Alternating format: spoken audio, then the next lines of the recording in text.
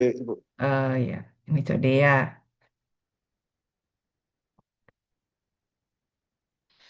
Berapa orang yang mengambil mata kuliah ini, Cok Dea?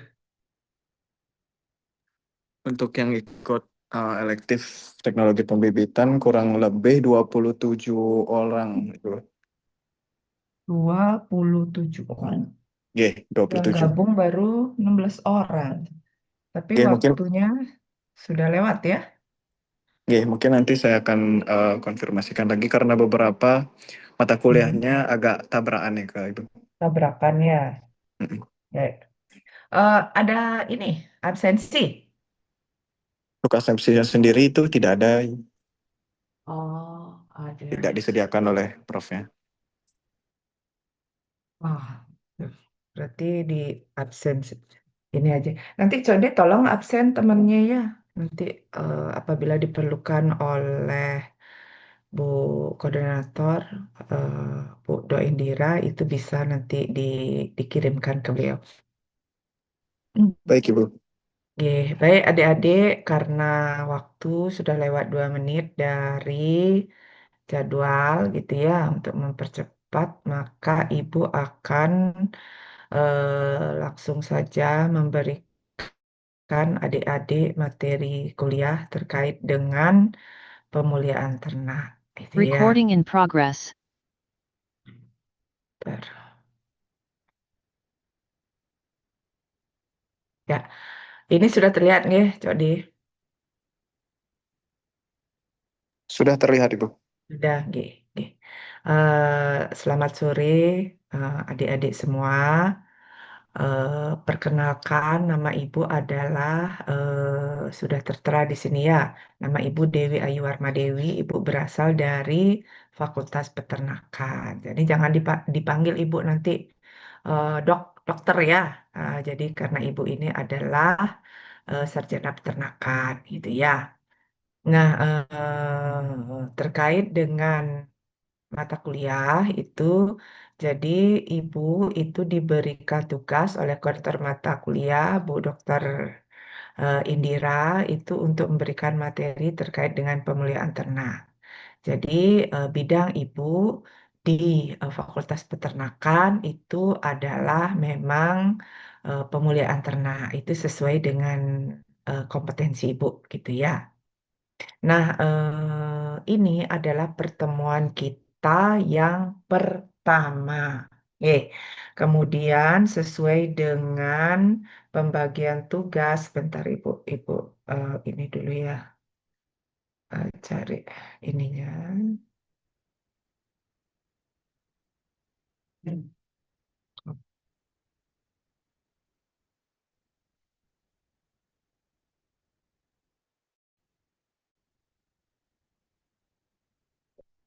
Sebentar sih. Oke. Sesuai dengan tugas yang diberikan oleh Bu Koordinator, maka Ibu hari ini memberikan materi pemuliaan ternak, kemudian tanggal 26 September itu akan ada presentasi tugas pertama. Jadi adik-adik nanti itu membuat tugas terkait dengan materi yang akan Ibu sampaikan. Tugasnya itu berkelompok, nanti adik-adik presentasi secara online juga ya. Tugas kelompok ini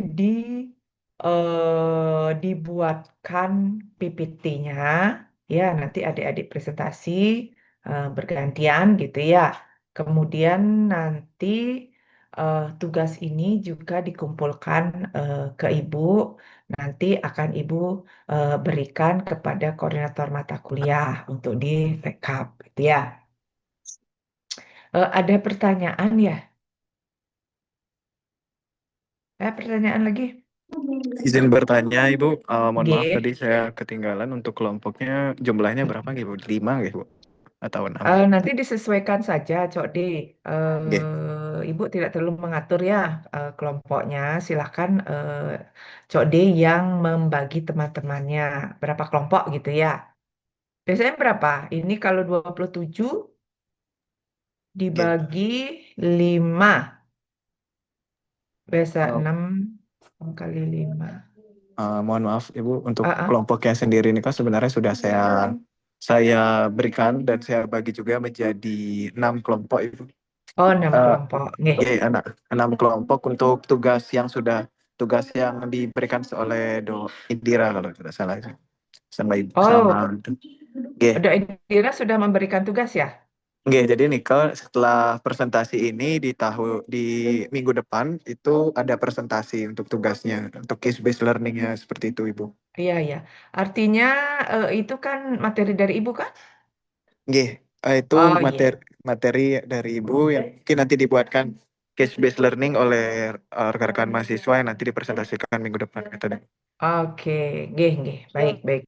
Nah, seperti itulah juga ya, karena kita harus bercase method gitu ya.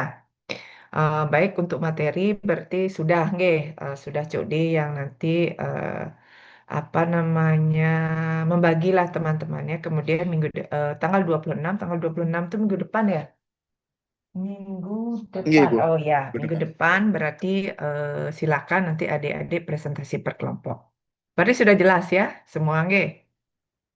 Nanti kalau misalnya ada hal yang belum jelas, nanti bisa adik-adik itu bertanya melalui kortinya. Biar tidak semua nanti bertanya ke ibu ya. Melalui korti, korti nanti menyampaikan ke ibu. Oke? Baik, Nggak Ibu. ada lagi ya? Oke, nggak ada lagi ini ya pertanyaan. Kalau tidak, kita langsung saja ya dengan materi.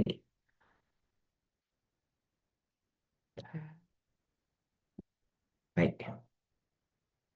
eh ini adalah berbagai macam ragam ternak ya yang ada di Indonesia.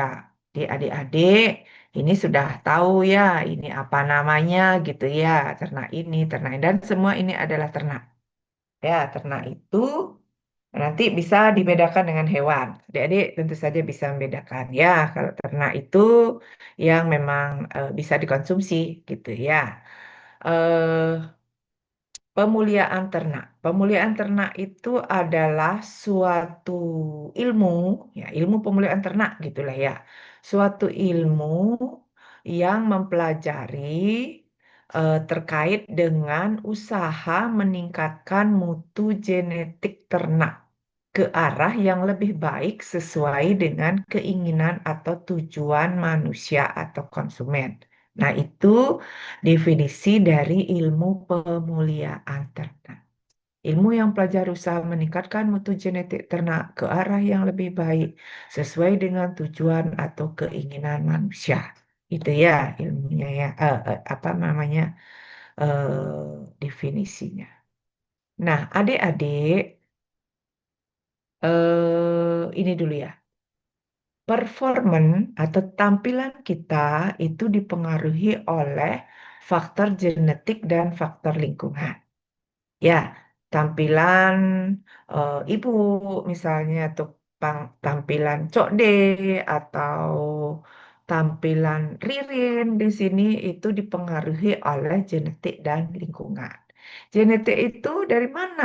Dari orang tuanya, dari parent ya, parent orang tuanya gitulah. Jadi itu diwariskan kepada keturunannya. Lingkungan itu yang mana? Lingkungan itu adalah di mana si ternak ini berada, gitu ya, di mana kita tinggal, gitu. Itu adalah lingkungan. Eh, Genetik ditambah lingkungan, hasilnya adalah performance seperti yang kita lihat sekarang, gitu ya. eh di dalam performan, nah, sehari-hari misalnya ternak atau manusia ya, sehari-hari itu tidak seragam kita lihat ya. Tidak semua sama kan tidak seperti itu kecuali eh, apa kita melakukan oplas seperti plastik gitu ya seperti artis yang tren sekarang kan artis-artis itu pada melakukan oplas ya. Jadi mukanya sama nanti mukanya itu sama dengan yang lain gitu ya. Nah, hmm, eh, eh, apa namanya? Artinya eh, jika itu tidak ada gitu ya, kita abaikan saja oplas itu ya. Jika itu tidak ada, maka tentu saja performan itu bervariasi. Ya, misalnya di sini sesama laki, misalnya ya, ini Kadek Leo Chandra sama Cok D misalnya, itu kan sesama laki, tapi kan beda. Ya, ada variasi. Dengan saudara kandung pun kita ada perbedaan. Ya, tidak sama kita performanya ya, walaupun dengan saudara kandung, kecuali dengan yang kembar identik. Ya, gitu ya. Kalau kalau kembar identik itu kan berasal dari satu sel telur ya, berarti itu semuanya sama. Plak, plak, ketiplek itu semua sama. Kalau dia berasal dari dua dua sel telur ya tentu saja tidak sama. Itu ya. Itu. Eh, variasi performan itu dipengaruhi oleh variasi genetik tentu saja ditambah dengan variasi lingkungan. Nah, itulah yang menyebabkan adanya variasi atau keragaman performan. Genetik tidak sama antar individu, lingkungan juga tidak sama antar individu, gitu ya. Jadi, performan kita itu dipengaruhi oleh genetik keturunan ya, ditambah dengan di mana kita berada.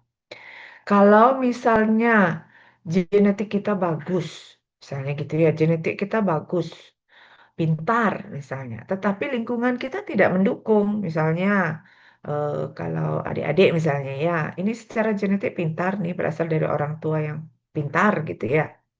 Tetapi lingkungannya tidak mendukung, misalnya eh, ruang belajarnya tidak mendukung, kemudian orang tuanya marah-marah terus pada saat adik belajar. Nah, tentu saja nanti performan adik-adik tidak akan bagus, tampilannya tidak akan maksimal.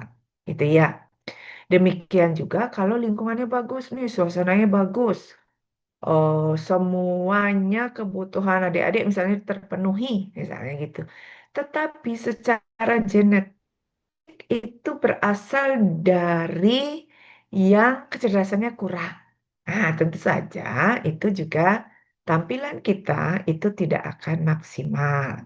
Nah, sama seperti ternak juga seperti itu. Ya, walaupun dia berasal dari lingkungan yang bagus, ya orang tuanya bagus performannya, artinya berat badannya misalnya pertambahannya bagus, cepat.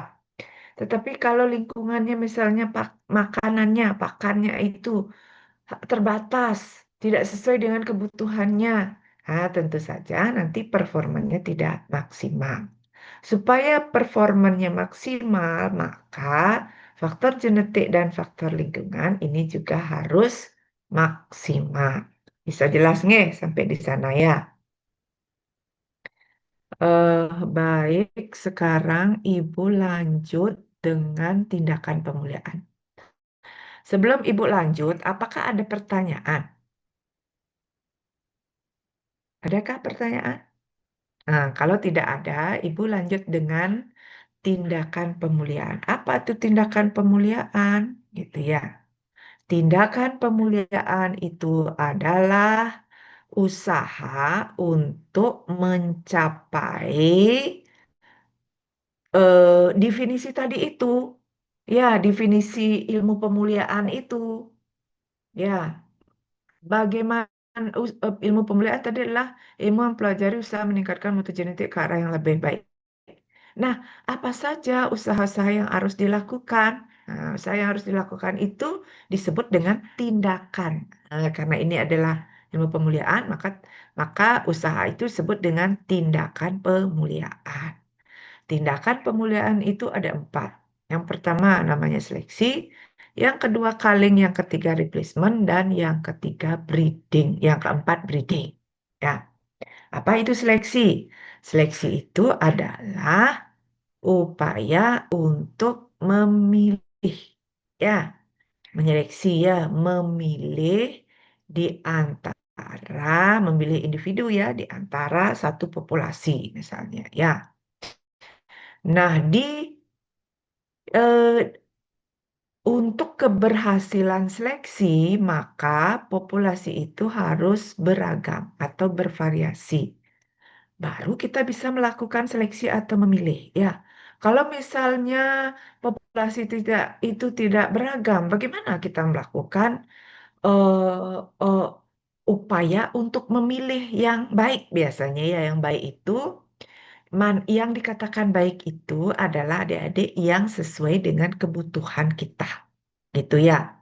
Misal, ya contohnya, yang baik itu adalah ternak-ternak yang pertumbuhannya cepat. Itu untuk ternak potong. Yang baik itu misalnya untuk ternak unggas adalah yang bertelurnya setiap hari dengan bobot telur yang besar. Yang baik itu adalah yang produksi susunya tinggi. Nah, pada ternak-ternak perah ini ya, baik pada kambing atau sapi. Itu dikatakan baik, gitu ya. Namun ada juga ini yang pertumbuhan misalnya tidak cepat, produksinya tidak besar, tetapi dikatakan baik. Yang mana? Nah, misal, contohnya adalah pada ternak peliharaan. Ya, kalau sekarang itu kan banyak apa namanya orang yang suka dengan anjing-anjing yang kecil itu ya. Nah, itu ya. Semakin kecil semakin disenangi, semakin disukai, harganya mahal. Nah, itu yang baik. Padahal dilihat dari pertumbuhannya itu kan tidak bagus, gitu ya. Artinya dia kecil terus, tapi yang kecil ini yang dikatakan baik karena sesuai dengan keinginan atau kebutuhan dari konsumen atau manusia. Itu ya, baik itu belum tentu yang tumbuhnya cepat gitu ya. Tapi yang tumbuhnya lambat, yang kecil itu juga dikatakan baik. Nah, itu sedikit ya. Nah, kembali lagi ke seleksi. Seleksi itu adalah melakukan pemilihan, ya. Kalau kita mau memilih, tentu saja di dalam satu populasi itu harus bervariasi. Sebelum kita melakukan seleksi, maka populasi tersebut harus bervariasi atau beragam. Namun sebaliknya, setelah kita melakukan seleksi, maka hasil seleksi itu harus seragam atau homogen. Sehingga manapun yang kita pilih itu bagus. Nah, mungkin semoga adik-adik bisa paham dengan ini ya. Itu adalah seleksi. Apa yang disebut dengan culling? Culling itu adalah mengeluarkan ternak-ternak yang tidak terseleksi tadi. Itu ya, kalau kita melakukan seleksi, kita memilih yang bagus-bagus kita kumpulkan dalam satu populasi. Nah, ada yang tidak bagus, yang tidak sesuai dengan keinginan kita. Pasti kita keluarkan dari populasi, gitu ya. Nah, itu namanya culling, cull gitu ya, mengeluarkan. Nah, ternak-ternak yang dikaling ini belum tentu dia itu tidak bagus. Dek-dek ya, belum tentu dia tidak bagus. Kalau kita melakukan seleksi biasanya adalah untuk ternak-ternak bibit, ternak-ternak yang kita berikan kesempatan untuk bereproduksi menghasilkan keturunan yang bagus. Itu. Nah, yang kali ini tidak untuk ternak bibit, tetapi yang tidak terseleksi ini kita berikan kesempatan dia itu berkembang biak, berkembang ya, bertumbuh cepat misalnya, tapi pastilah tidak tidak seperti yang sudah kita seleksi, itu ya ternak-ternak yang hasil seleksi kita.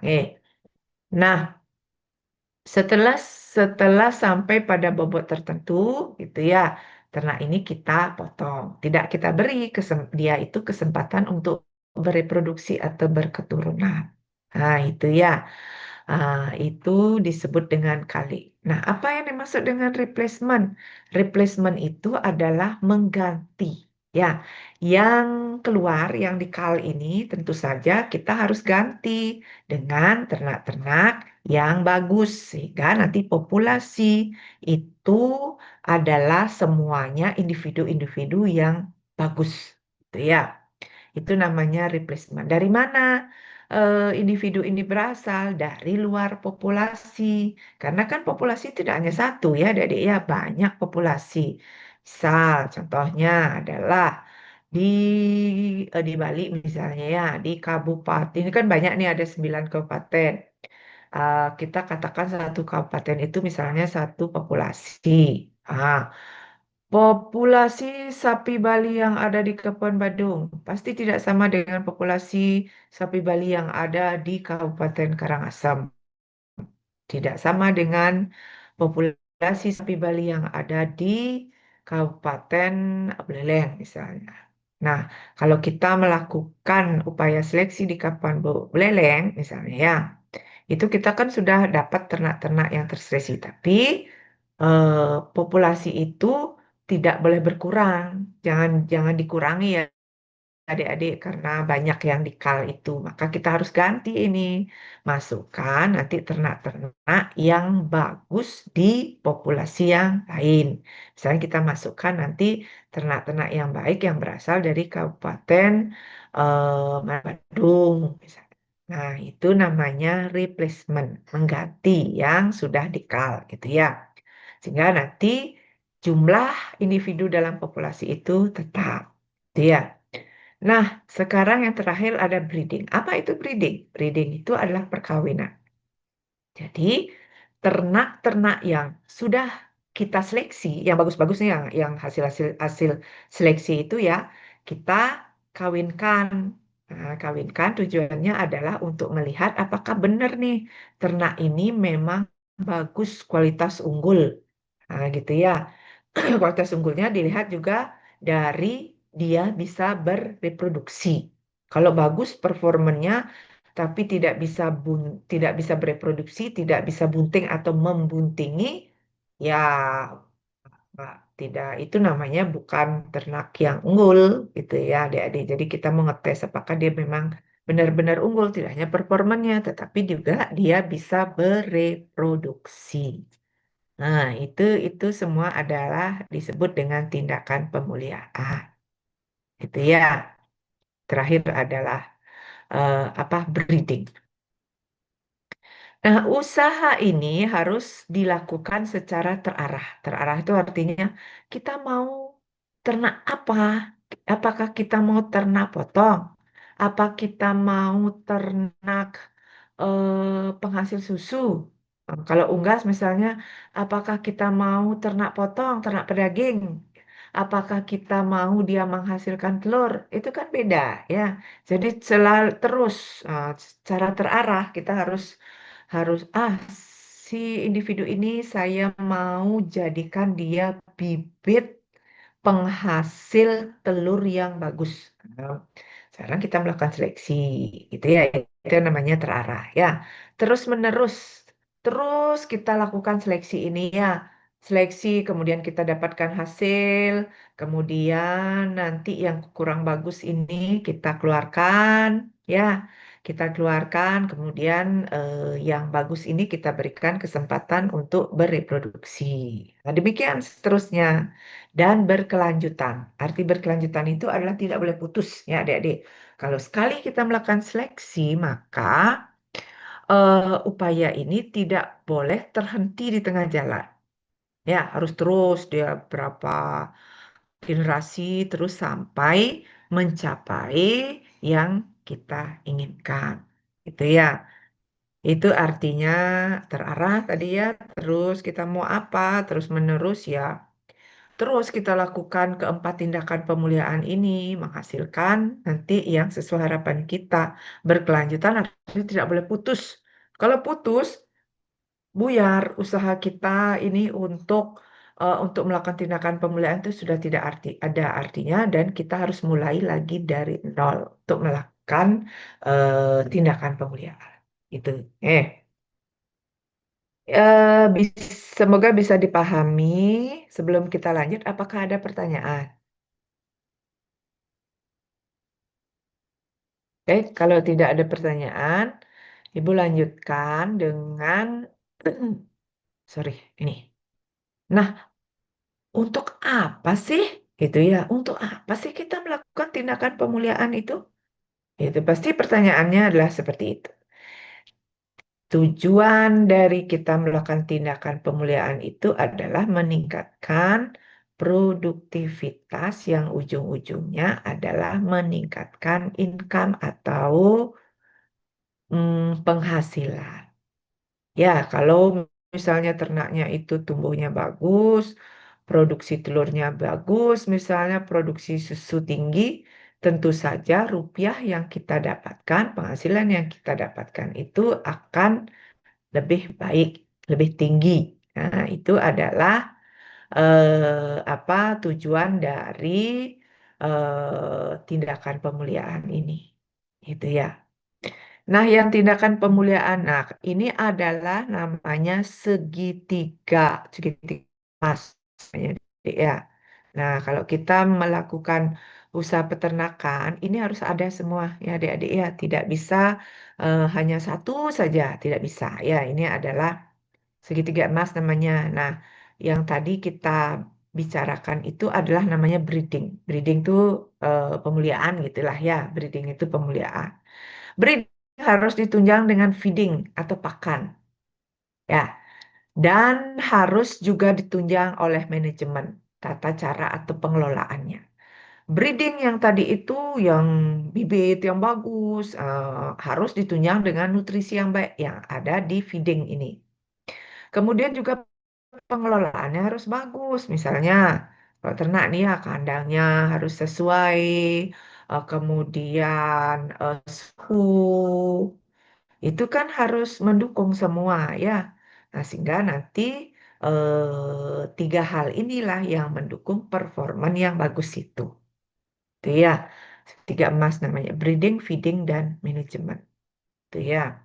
Ini kalau ini sudah bagus, maka peningkatan produktivitas pasti akan kita capai. Kalau produktivitas meningkat, maka income kita meningkat.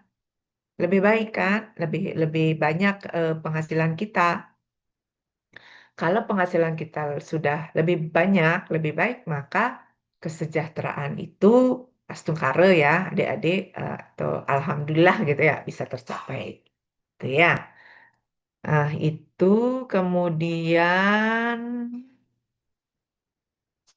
ini adalah, sorry, ini adalah sekarang kita bahas variasi sifat-sifat ekonomis pada tanah. Sebelum Ibu lanjut, apakah ada pertanyaan? Tidak ada. Kalau tidak ada pertanyaan, tapi adik-adik masih on di sini ya.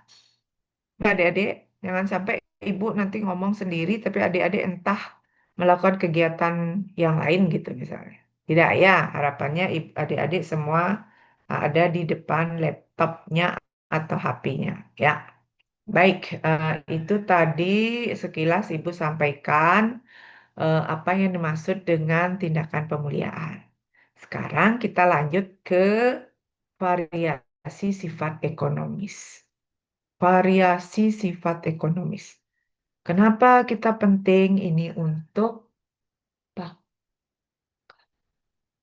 Kenapa kita penting membahas sifat ekonomis? Sifat Mengapa kita penting membahas sifat ekonomis ya? Sifat ekonomis itu adalah variabel sifat-sifat yang menguntungkan atau dapat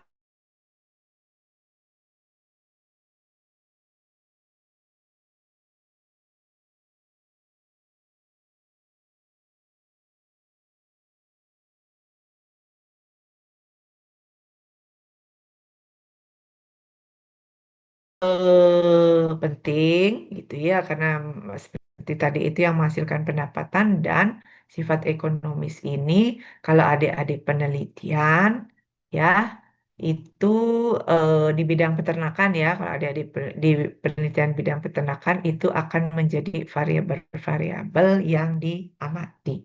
Kenapa? Karena ini kita menyesuaikan dengan kebutuhan atau permintaan. Lanjut ke variasi keragaman. Tadi Ibu sudah singgung ini juga ya. Variasi keragaman, variasi penting. Kalau tidak ada variasi atau tidak heterogen, tidak beragam, itu maka kita tidak bisa melakukan seleksi nanti ya. Kalau misalnya variasi atau keragaman atau heterogenitas di dalam dalam satu populasi itu tinggi, maka seleksi itu akan efektif kita lakukan. Kita gampang gitu ya. Kalau misalnya di satu populasi ada di satu satu populasi ini untuk ternak potong misalnya sapi Bali gitu ya. Ada eh, dalam satu umur yang sama itu ada eh, variasi berat badan misalnya. Pasti yang kita pilih itu adalah berat badan yang nanti di atas rata-rata. Nah, itu ya, tidak mungkin kita itu memilih berat badan yang rata-rata atau di bawah rata-rata. Nah, adik-adik harus ingat itu di apa namanya adanya di statistik ya rata-rata seperti apa. Di atas rata-rata itu ada plus 1 SD, satu simpangan baku ya, ada plus 2 SD. Kalau seleksi itu intensif, maka yang kita pilih itu adalah yang di 2 SD, di atas satu SD ya. Nah, itu. Variasi kalau misalnya semakin beragam gitu ya dalam satu populasi itu jelas sekali terdapat perbedaan berat badan misalnya, maka seleksi itu efektif. Gampang kita mencomot ya ternak-ternak yang misalnya bobot badannya besar dengan umur yang sama, dengan pelokan yang sama gitu ya. Itu yang besar-besar itu kita ambil kan gampang sekali dibandingkan dengan variasi itu variasi itu homogen atau seragam. Kalau seragam susah kita melakukan seleksi atau susah kita memilih ya, Dek ya. Gitu. Nah, ini adalah beberapa contoh sifat-sifat yang bernilai ekonomis. Hmm.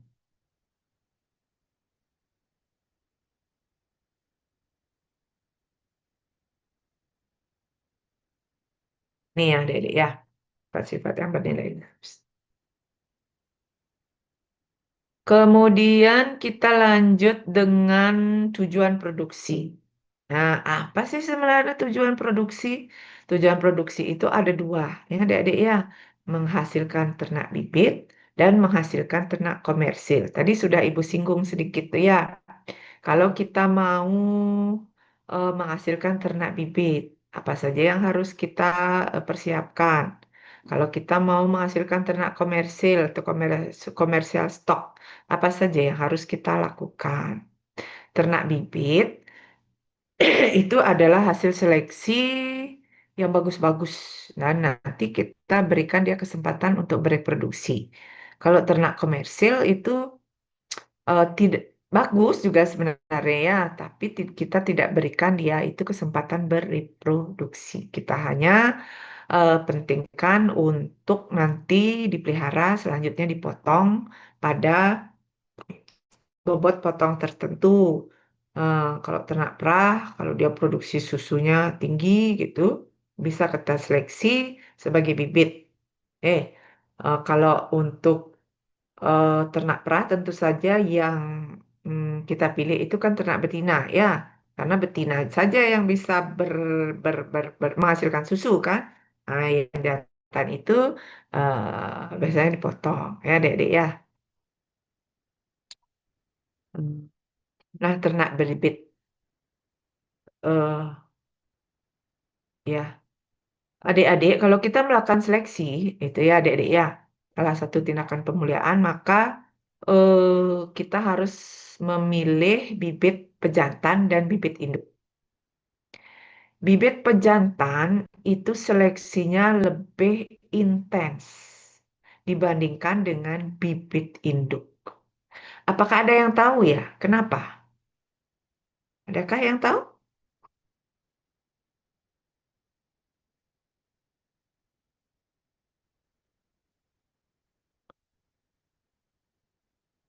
Ada nggak yang tahu? Kenapa seleksi pada ternak jantan sebagai pejantan itu lebih intens dibandingkan dengan ternak betina yang akan menjadi induk. Nah, adik-adik, pejantan itu kita perlukan sedikit ya, adik-adik ya. Satu pejantan bisa kawin dengan berapa betina. Apalagi kalau kita melakukan perkawinan, metode perkawinan dengan inseminasi buatan. Kita hanya perlu sedikit pejantan, ya, dengan beberapa betina.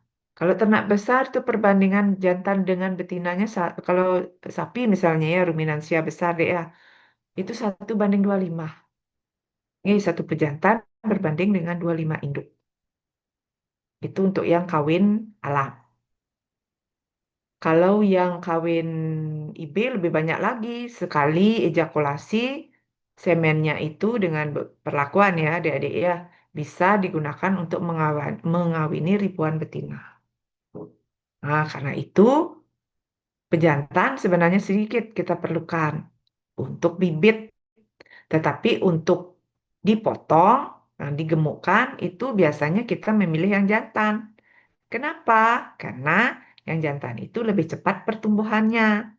Kenapa yang jantan lebih cepat pertumbuhannya? Karena ada namanya salah satu hormon yang hanya ada pada ternak jantan, yaitu hormon testosteron. Hormon testosteron inilah yang menyebabkan pertumbuhan pada jantan itu cepat. Hormon testosteron ini sebenarnya ada juga pada yang betina, tetapi persentasenya sedikit. Itu ya, kalau di betina itu hormonnya adalah estrogen. Itu ya, estrogen ini akan menimbulkan birahi, gitu ya. Ternak jantan itu kalau sudah jadi pejantan gitulah ya, itu bisa kawin setiap saat, adik-adik ya. Di mana ada ternak birahi, dia bisa tuh kawin apalagi dengan diberikan lingkungan dalam hal ini pakan yang bagus. Dia bisa kawin setiap saat. Tetapi yang betina, nah ini terbalik ya, tapi yang betina kalau dia sudah birahi kemudian kawin bunting, dia tidak akan mau dikawini. Itu ya, dia mau dikawini pada saat birahi saja. Kalau di luar birahi itu enggak mau ya. Nah, coba kita kalau adik-adik suka sama anjing gitu ya. Itu kan pada saat birahi saja, ya nanti si pejantan ini mengawini betina ini, itu ya.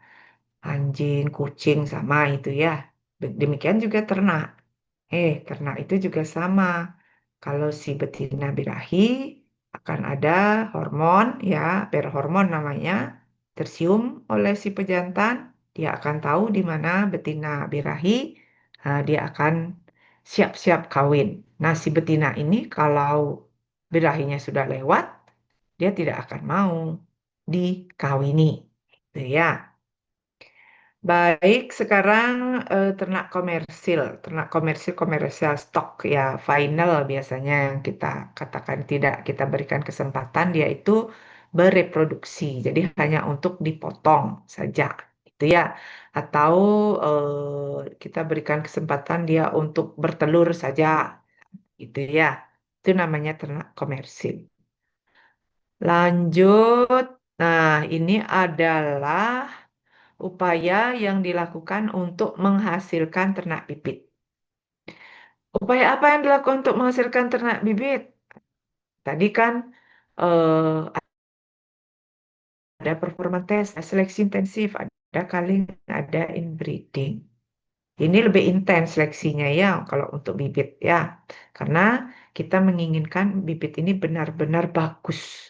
Itu ya. Performance test, kemudian seleksi intensif, culling, inbreeding. Itu.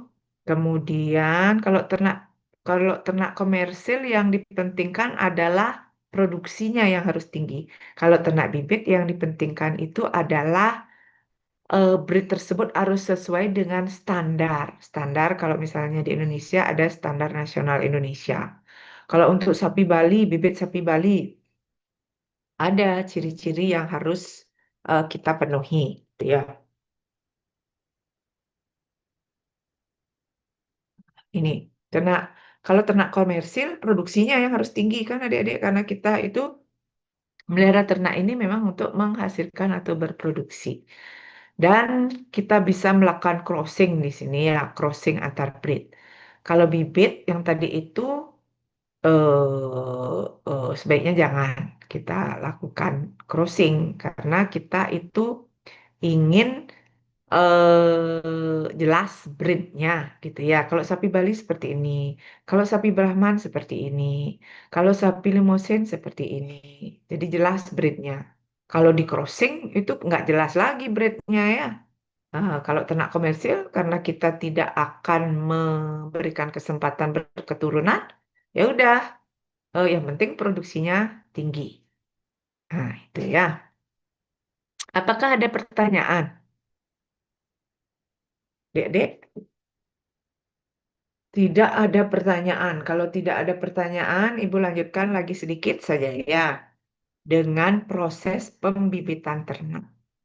Seperti inilah proses pembibitan ternak untuk mencari bibit-bibit yang berkualitas bagus. Ya, ada populasi tertentu, kemudian ada induk, induknya diseleksi, setelah induk tersebut diseleksi, maka harus ditetapkan nih, harus kawin kan adik-adik. Kawinnya dengan metode apa? Inseminasi buatan apa kawin alam? Nanti kalau sudah kawin, kan ada anak jantan dan betina, itu ya. Kemudian ada proses seleksi di sini. Yang nanti terseleksi yang bagus itu menjadi nanti apa calon bibit, yang kurang bagus itu akan menjadi ternak komersil. Itu atau dijual dulu ya, dikeluarkan dari populasi. Gitu adik-adik ya. Dan ini berlangsung secara terus-menerus. Ya, terarah, terus-menerus dan berkelanjutan. Sehingga kita nanti mendapatkan bibit sesuai dengan potensi genetiknya. Itu. Kita tidak, contohnya, Ibu ya, contohnya adalah misalnya sapi Bali kita bandingkan dengan limusin. Itu kan satu hal yang berbeda ya, adik-adik ya. Kita itu menginginkan sapi Bali ini produksinya tinggi sama seperti limusin. Ah, itu hal yang mustahil ya adik-adik ya, karena memang breednya berbeda. Itu ya. Nah, nanti yang kita seleksi, pada saat kita melakukan seleksi, misalnya sapi Bali itu kita seleksi dia terarah, terus-menerus berkelanjutan, sampai tercapai potensi genetiknya. Yang tentu saja tidak sama dengan potensi genetik misalnya dari sapi-sapi impor, sapi limusin, Brahman, itu. Itu. Nih, dan proses ini dilakukan secara terus-menerus. Kalau tidak boleh putus ya adik-adik ya.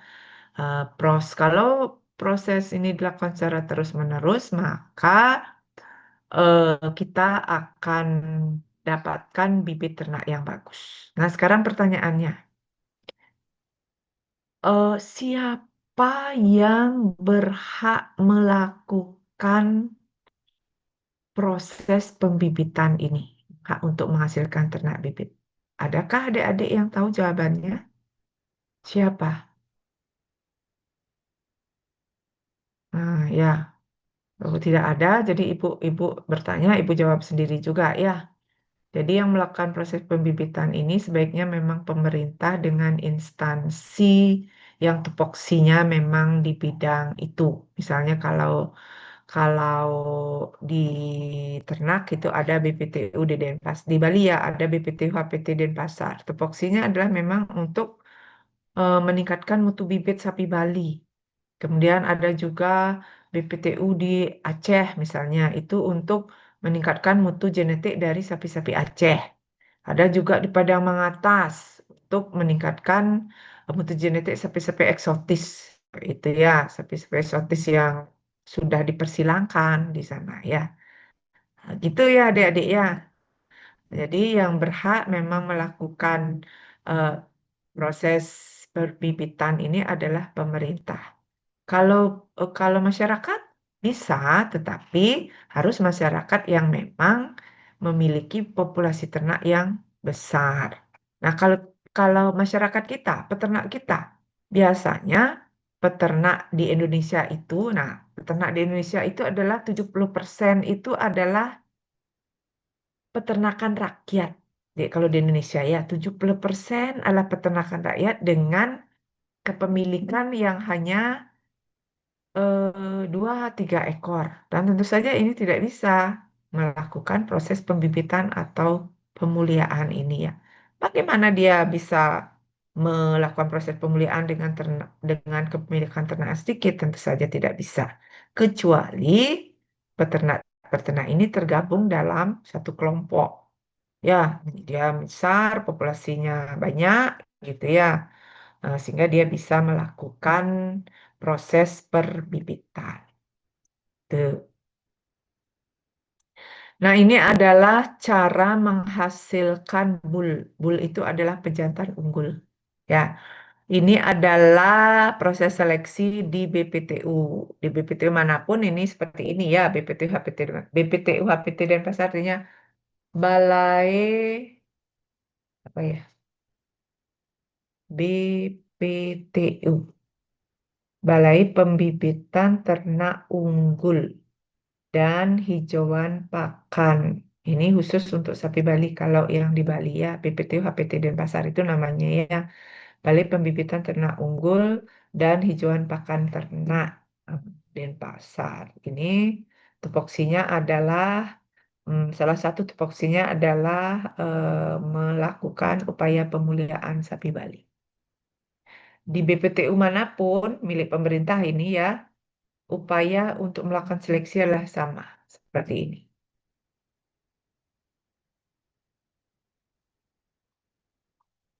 Nah, adik-adik materi yang bisa Ibu sampaikan.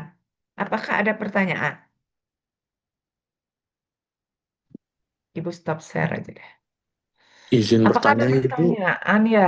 Ya, ya bagus Eh, nih. Ada pertanyaan dari eh, Hari ya? mungkin nggih. Mungkin Oke, maaf Hari. Ibu kalau Silakan Hari. pertanyaannya mungkin di luar dari materi Ibu. Oke. Ya, Nggih. Ibu coba jawab. Kalau bisa Ibu jawab ya. Kalau Eh, enggak, nanti coba mungkin ditanyakan dengan dosen yang lain ya. saya Oke. ingin bertanya terkait tugas minggu depan Ibu. Ah, Kebetulan kan kami dari kelompok yang sudah dibagi oleh COD itu dapat kelompok satu materi pemulihan ternak yang diampu oleh Ibu Ayu. ah. Nah, untuk materi dari tugas CBL itu nanti berupa Ah. kasus dari jurnal atau bagaimana ya Bu terkait pemulihan ternaknya? Oh ya, ini Ibu belum belum ini juga ya belum bertanya ke pengampu koordinator ya. Nanti apakah semua kelompok berapa 6 kelompok ini nanti semuanya presentasinya pemuliaan ya, Cok Di? Izin Gimana masuk, tuh, Bu. Cok Di? G. Untuk yang presentasi itu menyesuaikan dengan dosennya nih ke Ibu. Jadi untuk kelompok satu nih ke presentasi terkait materi Ibu, untuk selanjutnya itu kelompok dua untuk materi selanjutnya. Kinten Ibu. Oh gitu. Berarti ini tidak semua kelompok ini presentasi ya? Nggih, hanya satu Oke. mantan nih ke. Gitu. Ya, ya, ya, ya. Oke, oke, oke. Ya, tadi pertanyaannya Hari. Diulang pertanyaannya Hari. Untuk materi terkait presentasinya nanti apakah Hmm. berupa studi kasus dari jurnal atau bagaimana Ibu? G. Bisa, bisa, bisa. Bisa nyari sendiri kan? Bisa Ibu. Ya, udah cari sendiri kemudian dipresentasikan, dibuat PPT-nya ya. Oh, berarti yang penting tentang pemulihan ternak nggih, Iya, Ibu. yang penting dengan pemilihan misalnya kasus-kasus adanya penurunan mutu genetik, misalnya bisa gitu. Kemudian bagaimana upayanya untuk meningkatkan mutu genetik itu? Tadi kan sudah ada, saya kasus ada penurunan mutu genetik ternak misalnya gitu ya. Nah, upayanya adalah meningkatkan ini. Dengan cara apa meningkatkan? Dengan cara tindakan pemuliaan yang tadi itu. Kan gitu ininya. Ya, cari itu kasus yang ada misalnya ada penurunan mutu genetik gitu misalnya. Bisa, bisa, Rin, bisa dipahami. Nggih, sangat bisa dipahami G. Ibu. G. Terima kasih Ibu. Satu kelompok berapa orang? Untuk satu kelompok, kelompok satu 4 orang Ibu. Berapa? Eh, Mungkin antara 4 atau 5 orang, untuk di kelompok Oh, satunya 4 orang. untuk kelompok satu 4 sampai 5 Nggih. orang. Ya. Orang ininya sudah ditentukan ya, Code ya. Siapa masuk kelompok satu gitu sudah ditentukan nggih? Sudah saya bagi, Bu. Sudah. Oke, ya 4 sampai 5 orang. Oke. Nanti seperti itu ya Arya, cari kasus yang sesuai terkait dengan pemuliaan, contohnya yang tadi itu, oke.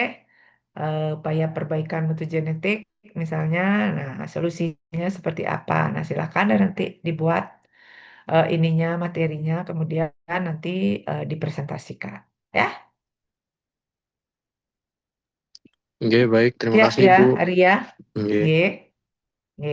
Nah, ada pertanyaan lain lagi? Mungkin saya izin Mungkin bertanya, Bu. izin bertanya, Ibu. Oke, Cok Dea. Oke, mungkin bisa dimulai dari rekan saya yang tadi. Ya, ya. Silakan. Mungkin saya izin bertanya, Ibu. Ini mungkin Ya, termasuk dalam pembelajaran atau tidak? Mungkin ini menjadi Adi sasaran, Irmawan nggih. ya. Nggih, Dok. Iya, nggih, Bu. Mohon maaf. Ya, Ini oke. pertanyaan Gimana mengenai Adi? pembibitan tadi. Eh, Ya, Mungkin saya tidak tahu apakah ada regulasi atau gimana mengenai siapapun yang boleh, adapun ya orang yang boleh memberikan inseminasi buatan ataupun pembibitan. Eh, hmm. Salah satunya mungkin yang saya tahu kan yang boleh untuk memberikan inseminasi buatan itu kan orang yang sudah mendapatkan sertifikat inseminasi buatan.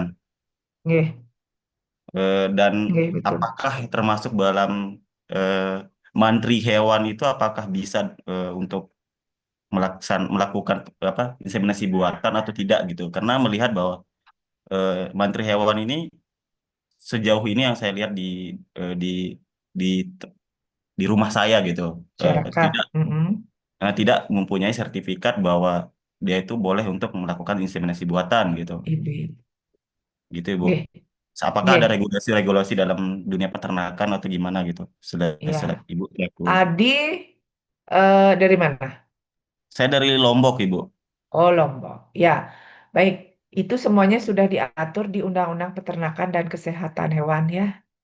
Undang-Undang Nomor 18 Tahun 2009, Junto 44 Tahun 2014. Di sana sudah diatur dan tentu saja yang bisa melakukan IB ini harus dia memiliki sertifikat.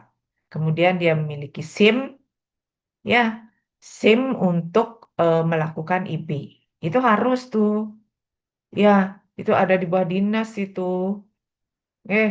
Adi ya, nanti kalau Adi misalnya udah eh, lulus menyandang gelar dokter hewan itu bisa gitu ya melakukan ini. Nah, kalau yang peternakan itu bisa nanti menjadi petugas IB tapi dia harus melakukan harus apa namanya uji kompetensi ya. Uji kom, kemudian dia harus memiliki SIM, baru dia bisa. Eh, harus harus punya ya ini ya apa namanya SIM untuk IB sebagai petugas IB itu harus punya ya dia. Yes Ibu. Mestinya itu dinas itu sudah ini karena ibu juga eh, ber, berkecimpung juga di Parafetindo namanya paramedik dan veteriner ini untuk yang petugas-petugas IB itu. Nah, jadi ada ujinya dulu, uji uji kompetensinya, dapat sertifikat, tapi dengan sertifikat belum tentu kita itu bisa meng-IB.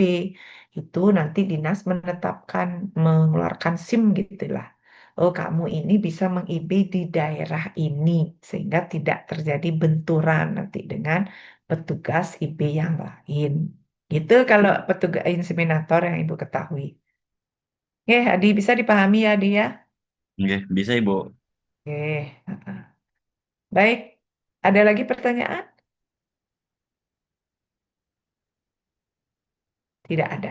Kalau tidak ada pertanyaan, jadi Ibu simpulkan bahwa adik-adik ini sudah paham ya sekilas terkait dengan ilmu pemulihan. Nanti dibaca-baca lagi materinya lebih jauh ya. Nah, dibaca-baca lagi materinya lebih, oh sorry, oh sorry. Hmm.